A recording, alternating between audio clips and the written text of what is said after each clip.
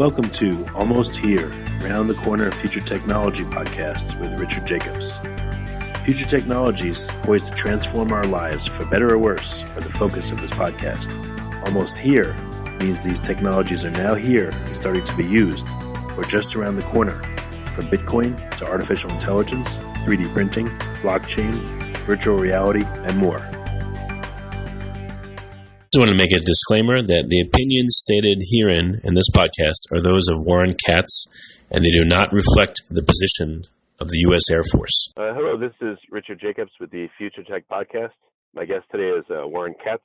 He's a managing director of Techstars, the U.S. Air Force Autonomous Technology Accelerator. And Warren, how are you doing today? Thanks for coming. Doing great. Really appreciate being here. Yeah, I didn't know the Air Force had a technology accelerator. That's really interesting. Can you tell me, what motivated the Air Force to do this, and what does the accelerator look like? What are the basics of it?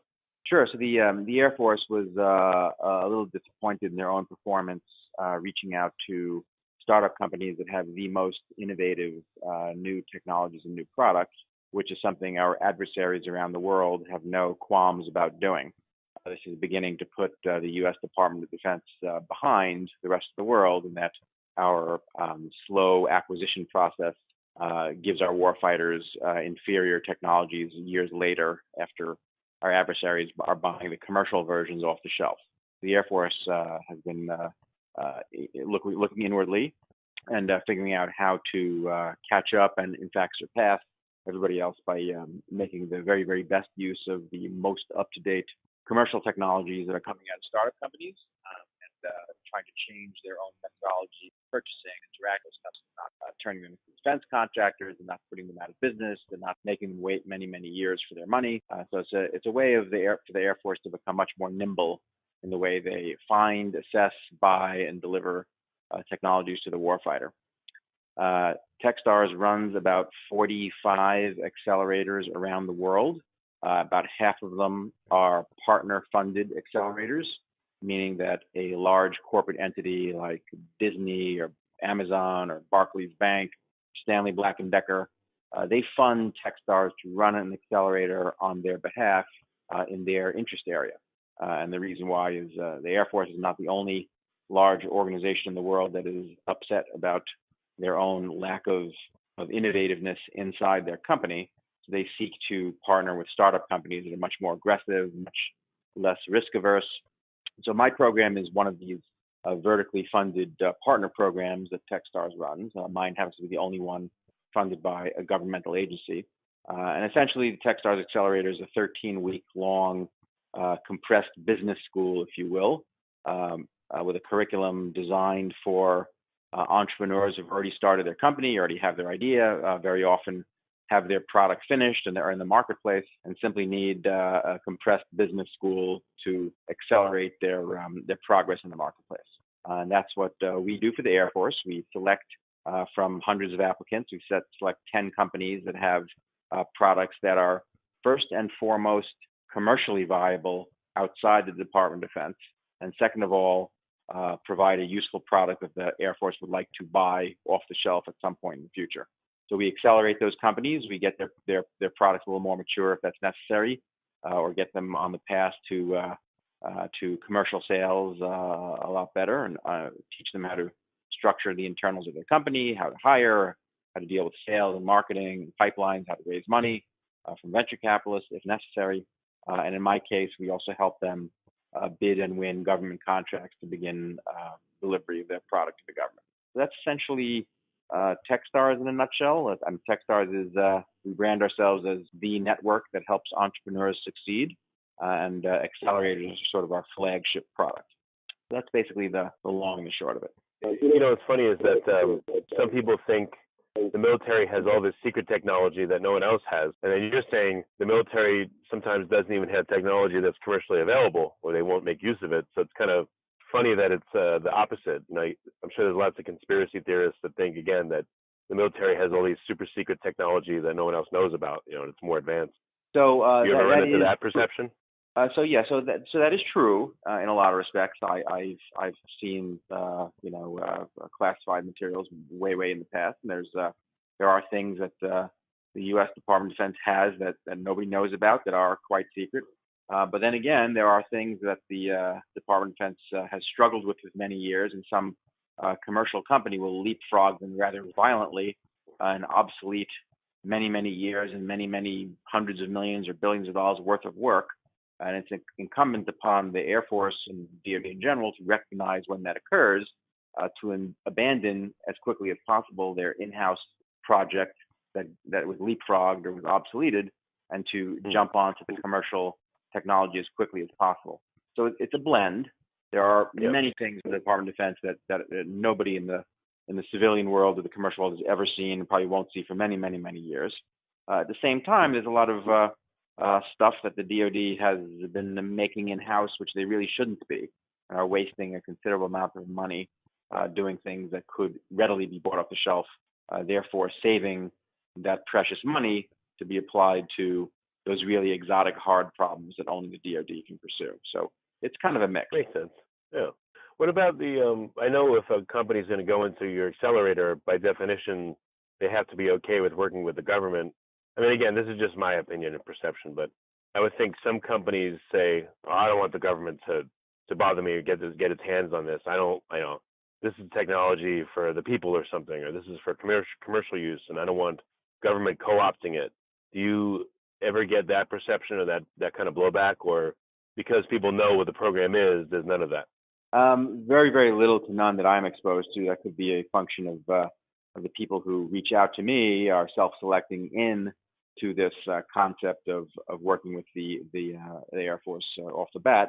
So I don't receive any of the resistance. But even when reaching out to companies who are maybe haven't thought about it or ambivalent about it, my usual reaction is generally positive by the company. However, the company has heard rumors that working with the Department of Defense is extremely bureaucratic and very cumbersome, and you have to wait a long time for your money. So it's really not worth trying. It's not worth all of the effort because it's just too much friction before you actually get a sale. And for the most part, that's actually true. Working with the DoD is horribly bureaucratic, and many companies who have the choice of working with the DoD or working with commercial customers, or have the choice of doing both, they will simply go where the grass is greener and the friction is less, which is invariably outside the DoD. And this is the problem: is that companies self-select out of doing business with the DoD because it's just too hard, and they just don't have to. They have a viable, healthy commercial product business outside the DoD. They'll take a look at the DoD, they'll kick the tires, maybe they'll even make one attempt to do business with the DoD, but it's the moment that there's any friction at all, they just bail out, and rightfully so. If they have a better opportunity elsewhere that's less bureaucratic, that the money flows easier, that the hurdles are lower to actually getting a sale, they will take the path of least resistance. And this is the thing that the Air Force needs to fix, and the rest of the DoD as well. They need to make sure that it's easier to work with the DoD than it is to work with anybody else. This way, they will reverse the flow, and the DoD will become the first stop for a lot of startup companies instead of a distasteful last resort. Yeah, it makes a lot of sense. It's great. It's good thinking. When you accelerate a company, do you often have the situation where they'll make a product or a service and there'll be a commercial version, and then would you ask for a special advanced or tweaked government version that you'll license, let's say, just that part of it, and then they go do their commercial stuff, and then you have no part of that? Does that happen often? It is something similar to that. Very often, a company will come into my program with a technology that's in a very nascent state. Maybe they have the minimally viable product finished, and they're demonstrating it. And the Air Force can and should come into that company and say, look, this is very interesting. We'll pay you to develop a custom variant for us. We know that you're going to reuse that same IP or that same technology in the commercial world for your commercial product. So we're okay with you using our money to kill two birds with one stone, to make the custom version for us that we will buy some of in as commercially resembling terms as we possibly can. But we're also okay, and actually we like the fact that you're going to take that same technology and sell it into the commercial world because we would like other people besides the DoD to be subsidizing the next version of your product or the next advancement in your IP. So if you as the company have a healthy commercial business outside of the DoD, then we, the DoD, don't have to treat you like a welfare case and continuously fund you, or else we'll go out of business.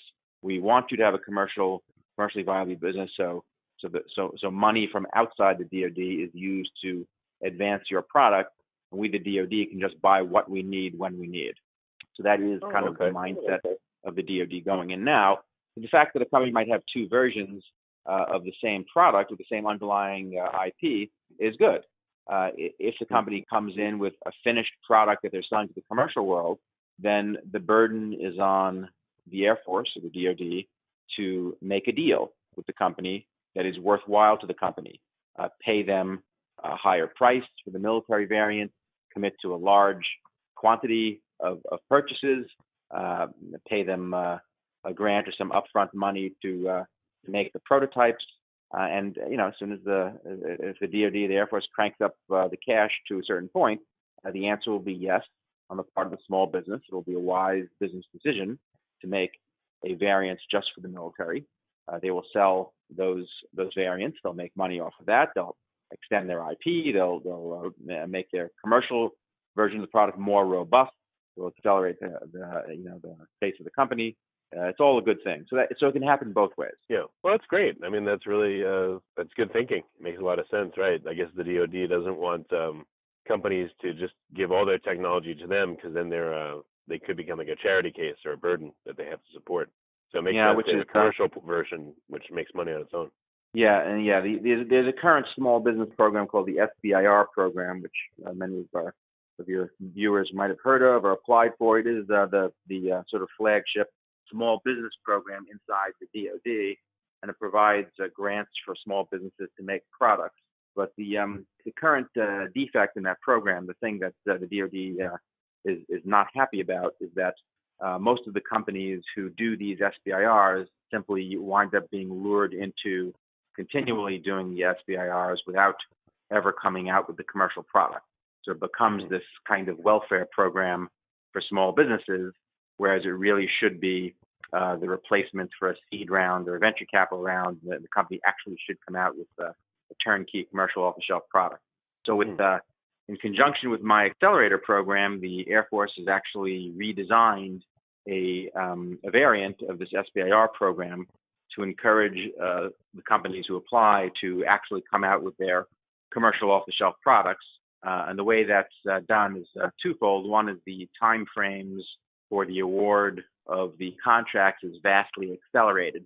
The phase one is intended to be awarded in 30 days, which is a $50,000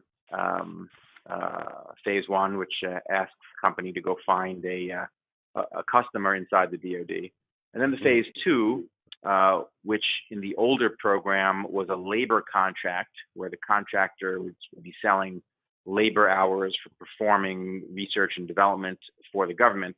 Instead of that paradigm, which is kind of bad because it trains the company into how to be a defense contractor. So instead of that paradigm, the new phase two is just a commercial purchase order for some quantity of product, which forces the small business into the commercial off-the-shelf product business, which is kind of really what the DoD should have wanted in the first place. Okay, that's great. Do similar programs exist for Air Force, Marines, Coast Guard, et cetera, or is it just Air Force that you know of? Right now, it's just the Air Force, and based on the success of our first year's program, which occurred in Q1 of 2018, the Air Force has asked Techstars to stand up two programs. So my next program is going to be in Boston, Q1 of 2019, and then later in the year, either Q3 or Q4, the Air Force is going to stand up a space accelerator in Los Angeles that's going to be focused on space technologies. So Air Force is doubling down. They're very, very happy with the outcome of the first cohort. So they're now doing two of these. A very, very high level support inside the Air Force for this program based on the results of the first outing earlier this year. I do know that the Navy and the Army are looking at doing these things also, but they have not gotten to that point yet.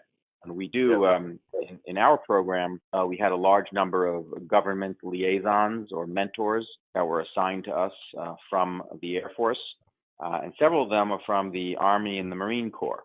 So we got those services involved in our program because they are perfectly viable customers for all of these products as well. So I'm presuming that those government liaisons from the Army and the Marine Corps went back to their respective services and are now planning their own versions of accelerators for themselves. How about the companies that have been through the accelerator? Are you able to talk about any of them or the technologies that you thought were really interesting, or is it all? No, That's all publicly available. They had a marvelous demo day where each company stood up for 5 minutes and gave a pitch in front of the Vice Chief of Staff of the Air Force, General Stephen Wilson, and also the Assistant Secretary of the Air Force for Acquisition, Technology, and Logistics, Dr. William Roper, who is in charge of all acquisition of everything for the Air Force. They were both in the audience for our demo day. Each company gave a little 5-minute pitch, and it was based on that performance that Dr. Roper decided to fund the AFWorks office for a bunch of years in the future, as he was very enamored with this type of output. So that kind of happened. But the 10 companies, all the information is public. I actually had one company that wasn't even from the United States, they're from Portugal, a company that makes low-cost graphene-based products for composite materials. The company's called Graphinest. I had 2 companies in the supply chain area. One is called 14BIS. They make a blockchain-based aerospace parts repository for tracking aerospace parts through the supply chain for understanding where every part has been and who's owned it and how many hours are on it and what's its value and has it been in nefarious hands, etc. I had another company that makes invisible ink for marking aerospace parts, so you can covertly track parts through the supply chain, and you have to know exactly what frequency of light to shine on the mark in order for it to respond in a different frequency of light. You have to know what frequency of light to be looking for, so it's a very difficult mark to find. So I had these 2 supply chain companies, the graphene company. I had 2 drone companies, 2 specialty drone companies. One is called RoboDub. RoboDub makes a morphing drone. This drone can actually change the orientation of its rotors with respect to each other, so it can rebalance itself to react to imbalanced loads that it's carrying. So if a load is swinging or sloshing, or you're dropping one package while still retaining a bunch of other packages, the drone can actually reconfigure itself to adapt to these imbalanced loads, which is very unusual. I had another specialty drone company that makes a precision station keeping drone. That's called Sick Drone. And the drone is designed to stay rock solid in high winds and in any sort of turbulent situation in order to gather data a little better. It's also a fast interdiction drone. It's supposed to be hit over 100 miles an hour for chasing down other drones. Oh, wow. That was another one. We had a company called Blind Tiger Communications that makes a fascinating device that can capture any and all radio frequency signals in an area and then sniff them to determine whether they're allowed or not allowed, and to then manage them. For example, one of the biggest markets is prisons, where 40% of all prisoners in the United States have illicit cell phones in prison for them to, run their illegal businesses. And what percentage? 40% Wow. of prisoners in prison have illegal cell phones that they're not supposed to have. Yeah, believe it or not. Wow. So Blind Tiger Communications makes a device that can detect when an illegal cell phone goes on in an area and can capture the phone call, shut off the phone call, let the phone call go through but record the phone call, okay, and also direction find for where the phone is transmitting from. So obviously their military uses are pretty clear. They can also capture drone signals for the streaming video and the control signals back and forth to a drone, so they can shut down a drone as well. They can also detect illicit Wi-Fi hotspots. Very often for intelligence gathering, foreign governments will place hotspots and sensitive areas in the hopes that somebody's computer will log onto it and send confidential data. So Blind Tiger communications box can detect when there's illicit Wi-Fi signals going on as well. So that's another company in my class. Really cool stuff. Yeah, that's great. Very, very cool. Let me think. Did I miss anything? Oh, yes. There was one company that made a big data analytics platform for analyzing drone data. This is a company that is experienced in drone forensics. Their name is Ursa Secure. Ursa Secure has a SaaS platform for ingesting data from drones and using that data to determine whether the drone is in good repair, whether it's flying correctly, but it can also determine whether the drone has nefarious intent, meaning that if a bad guy is flying the drone, you can tell by the way it's flying whether or not it's being flown with good intent or bad intent. And then I had a marvelous company called Guardian that makes an extremely low-cost radiation detector that can be mounted on drones or robots, and in a swarm can detect any radiation in the area. A fabulous little company. And then last but not least, one of my darlings is a company called Notch that makes a device that you can shroud around an omnidirectional antenna.